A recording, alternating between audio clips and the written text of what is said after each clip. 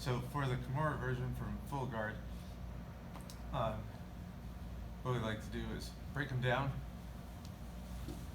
And what we're looking for is the post over here or to wrap around, just like we did in the setup video.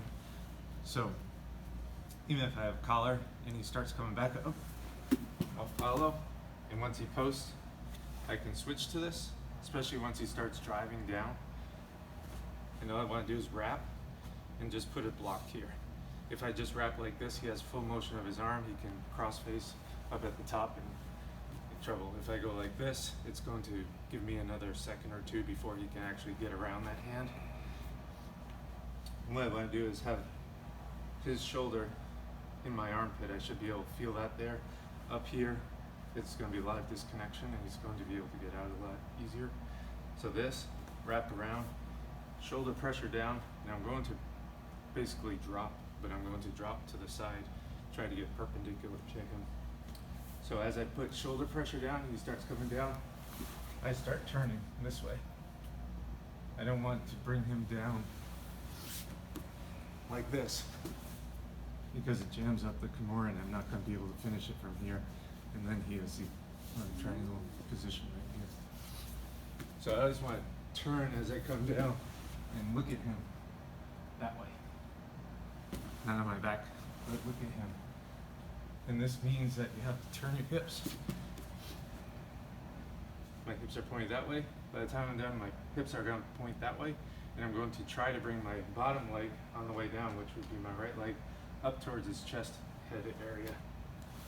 So right up here.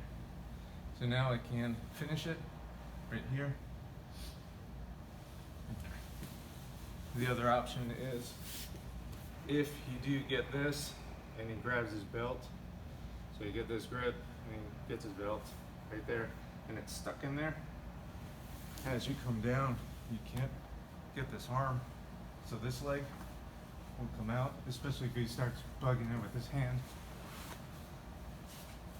Bring it up around, and this leg is going to chop on his head, and then I'm going to leg press, and his arm comes out. It's already coming out, and then I just catch it on the way out with this, a lot of pressure down on the head to keep him down, and then we're going to finish it by putting pressure down and then up on there. And just as a side note with the Kimura, when you have the Kimura and you're down here on the elbow, you can hold it, but he has a lot more movement to get in and out. If we take this grip and we put more pressure up on the shoulder, almost like this grip, you don't even really have to have this, just for demonstration, but you put the pressure down on the shoulder right here, he's going to have a lot harder time to get his arm out than if I were like this, he'd be able to move it in and out and around. So just that pressure down, the extension of his arm, is what we look for the control part of the Kimura, and it's also good for finishing too. But so whenever you do that, have a lot of pressure on the shoulder. That's it.